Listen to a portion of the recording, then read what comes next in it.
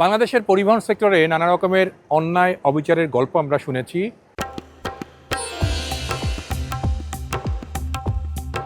দুইটা গাড়ি থেকে আমাদের আজকে 200 গাড়ি হয়েছে।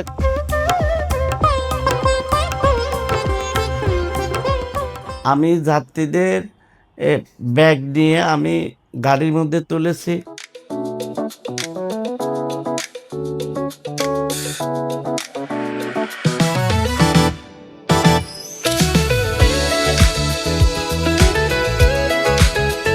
এটি সম্ভবত বেসরকারি পর্যায়ে দেশের সবচেয়ে বড় বাস টার্মিনাল।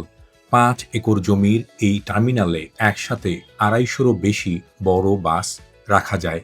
এর মধ্যে আছে নিজস্ব তেল পাম্প, চালক প্রশিক্ষণ কেন্দ্র, গাড়ি তৈরির ওয়ার্কশপ, মেরামত কারখানা, সার্ভিসিং ও cleaning centre, tailors, laundry, printing factory সহ একটি পরিবহন কোম্পানির জন্য যা লাগে এমন 30টিরও বেশি কারখানা ও প্রতিষ্ঠান আছে এখানে।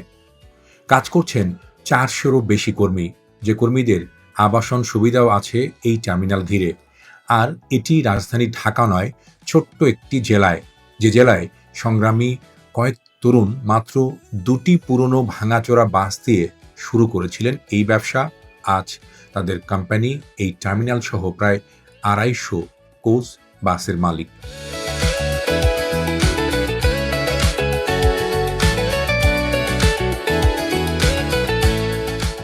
নানা মাধ্যমের টুকটাক খবর কিংবা প্রতিবেদনে এই ভাইদের গল্প এরই মধ্যে অনেকেই জেনে গেছেন। তারপরও আজ এই বাস কোম্পানিটির সাফল্যের কথা সবিস্তারে জানাবো সবাইকে, তাই ফেনীতে আসা।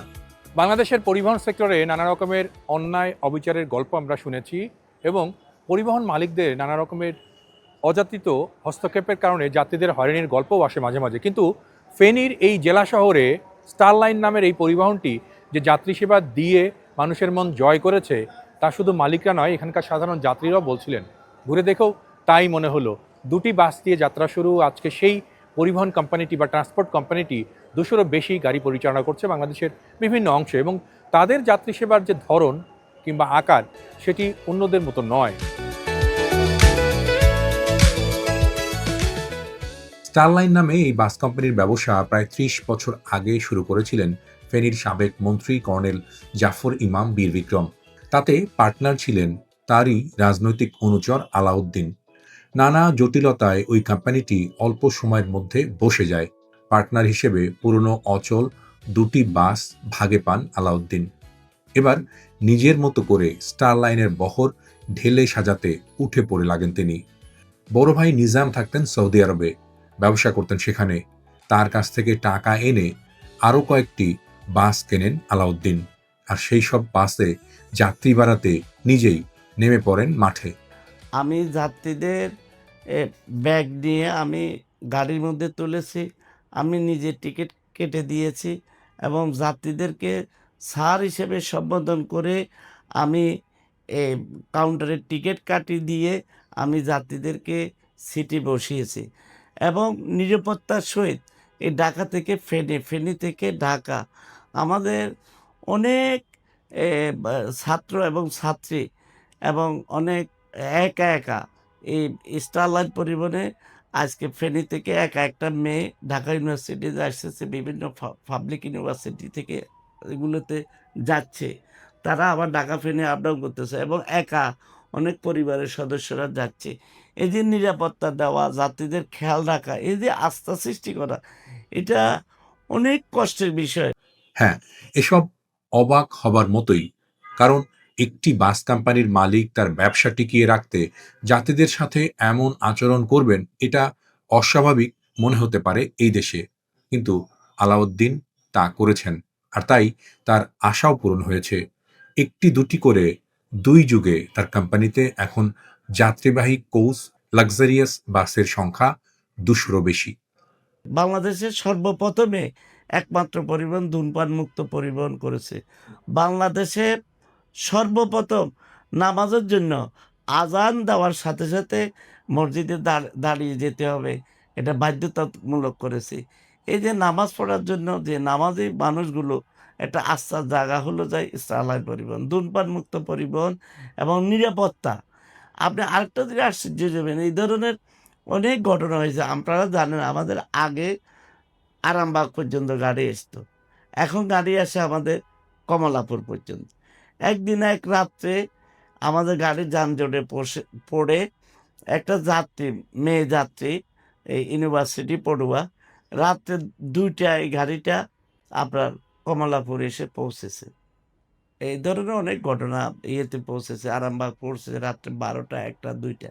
তা আপনার গাড়ি তো এই আরামবাগ এবং এই কমলাপুরের এদিকে ভিতরে আর শহরে যাওয়ার কোনো অবস্থা নাই। এই যে একটা মেয়ে এখান থেকে নেমে, এই যে তার এলিফ্যান্ট রোডে বাসা, সে তখন মেসে থাকতো নাকি পার্সোনাল একটা বাসা নিয়ে থাকতো।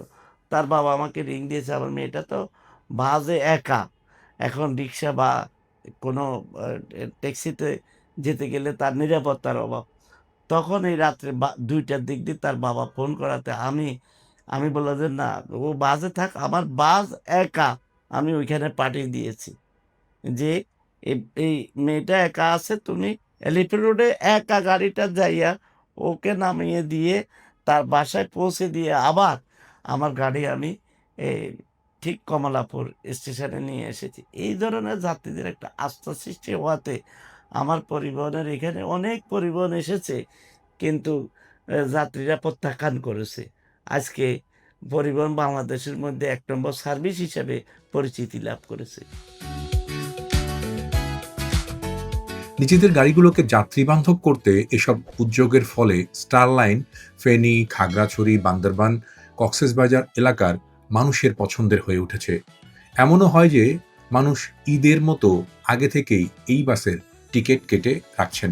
এরপর রুট বাড়ানো, সাথে সাথে নিজেদের টার্মিনাল তৈরির দিকেও মনোযোগী হন স্টারলাইনের ভাইরা। আগে একা দেখতেন আলাউদ্দিন, পরে দেশে এসে এর সাথে যুক্ত হন বড় ভাই নিজামউদ্দিন। এরপর মেজ ভাই জাফরউদ্দিন স্টারলাইন বাস কোম্পানি দেখাশোনার দায়িত্ব নেন। পরে যুক্ত হন ছোট ভাই জামালউদ্দিন ও মাইনউদ্দিন। তাদের ২ ভগ্নিপতি সাইদুল ও মাহমুদুল আছেন এই কোম্পানির পরিচালক হিসেবে, যাদের মালিকানায় এখন ফেনী শহরের সবচেয়ে বড় বড় স্থাপনা এবং সম্ভবত বেসরকারি পর্যায়ে দেশের সবচেয়ে বড় বাস টার্মিনালটি। ২টা গাড়ি থেকে আমাদের আজকে ২০০ গাড়ি হয়েছে, কারণ আমরা প্রথম থেকে আমরা ধূমপান মুক্ত করেছি আমাদের ড্রাইভার স্টাফ যাত্রীদেরকে, এবং কি পাশাপাশি নামাজের জন্য ১০ মিনিট বিরতি, এবং কি আমাদের গাড়িগুলা নির্দিষ্ট সময় যে নির্দিষ্ট টাইম হলে চলে যায়। আমাদের গাড়িগুলা নির্দিষ্ট শিডিউলের মাধ্যমে যাওয়া আসা করে। আমরা মাঝপথে কোনো জায়গা থেকে আমাদের কোনো অবৈধ যাত্রী আমরা তুলতে দিই না। আমাদের সব জায়গাতে, আমাদের যে ফেনী থেকে যেসব জায়গাগুলোতে আমাদের গাড়ি চলাচল করে সব জায়গাতে আমাদের নিজস্ব টার্মিনাল। আমরা ফেনী জেলার মানুষকে আমাদের এই সুযোগ সুবিধা দেওয়ার কারণে অন্যান্য কোম্পানির গাড়িগুলা এসেও তারা কিন্তু আসলে আমাদের ফেনী মানুষের কে সার্ভিস দিতে পারে না। অনেকগুলা গাড়ি এসছে, অনেক দিন চালিয়ে গাড়িগুলো আবার লস দিয়ে চলে যায়। আর আমরা এই গাড়িগুলা আমরা আমাদের ফেনী বেস, আমাদের এখানে টার্মিনালে আমাদের নিজস্ব পেট্রোল পাম্প হইতে, নিজস্ব গ্যারেজ হইতে, মেকানিক্স হইতে সবকিছু আমরা এই টার্মিনাল থেকে আমরা পরিচালনা করি। আমাদের সবকিছু আমাদের যাত্রীরা উঠানামাতে মাঝপথে আমরা কোথাও থেকে কোনো তেলও আমরা গাড়িতে আমরা নিই না। তো সর্বোপরি সবকিছু মিলে আমরা কিন্তু যাত্রীদের নিরাপত্তা চিন্তা করে এবং কি যোগাযোগ আমাদের যাত্রীদের আসা যাওয়ার সুবিধা মনে করি সর্ব জায়গাতে আমাদের কাউন্টারগুলো এবং কি আমাদের টার্মিনালগুলো গাড়ি রাখা, যাত্রী উঠা নামার নিরাপত্তা আমরা নিশ্চিত করেছি। আর বিশেষ করে আমরা নিজেরা গাড়িগুলা পরিচালনার ক্ষেত্রে আমরা নিজেরা প্রতিনিয়ত আমরা থাকি, দেখি এবং কি যাত্রীদেরকে আমরা নিজেরা থেকে উপস্থিত থেকে যাত্রীদের কোনো অসুবিধা হয় কিনা আমরা তাও দেখি। স্টারলাইনের বাস যাত্রীদের পছন্দের আরও একটা কারণ আছে বলে জানান এর মালিকরা। তাদের দাবি, এই বাসে সর্বোচ্চ নিরাপত্তাটা নিশ্চিত করতে পেরেছেন তারা। এতে দুর্ঘটনার হারও একেবারেই কম। আর যাত্রীদের জন্য যে ভাড়া তারা নির্ধারণ করেন তা অন্য বাস কোম্পানিগুলো থেকে কিছুটা কম।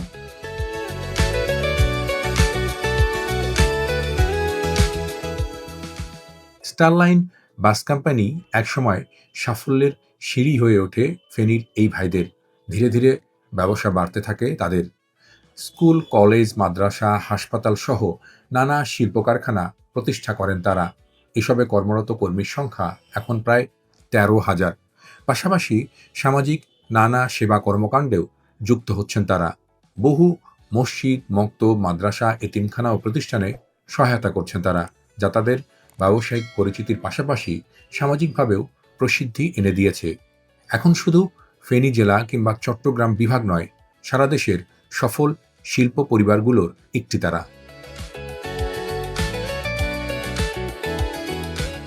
এখানে আমরা আজকের এই গল্পের শুরুতে নানা রকমের কথা বলেছি, এই পরিবহন সংস্থার যিনি কর্ণধার তার বক্তব্য দিয়েছি এবং তিনি কি কি কাজ করে আজকে এ পর্যন্ত এসছেন সে গল্পও আপনাদের জানিয়েছি। তাই কথা বলতে পারি যে আমরা যখনই যে ব্যবসায়ী করি না কেন, সেই ব্যবসার শুরু থেকে শেষ পর্যন্ত যদি সেটি সত্যিকার অর্থেই জনসেবা কিংবা মানব সেবা আকারে দাঁড় করানো যায়, তাহলে পরে একদিকে যেমন সেই ব্যবসার আকার আকৃতি বড় হয়, মানুষ উপকৃত হয়, অন্যদিকে আরও অনেক মানুষ ওই ধরনের ব্যবসা থেকে নিজেদেরকে উৎসাহিত বোধ করে।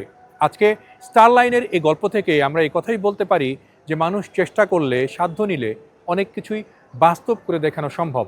আর তাই দুনিয়ার যে প্রান্ত থেকেই যারা আজকের এই গল্প দেখছেন, তারা সবাই নিশ্চয়ই আমরা এ কথাই ঠিক করব যে ব্যবসা থেকে পুঁজি খাটিয়ে লাভ করব, নিজে লাভবান হব, এটা তো অবশ্যই থাকবে। তার পাশাপাশি আমার দায়িত্ববোধ থেকে সেই ব্যবসাটিকে যেন জনকল্যাণকামী, মানুষের কল্যাণকামী করতে পারি, সে প্রত্যাশাও হওয়া উচিত। আপনারা নিশ্চয়ই সবাই তাই করবেন। দুনিয়ার গল্প থেকে আপনাদের সবার জন্য সেই শুভকামনাই করছি।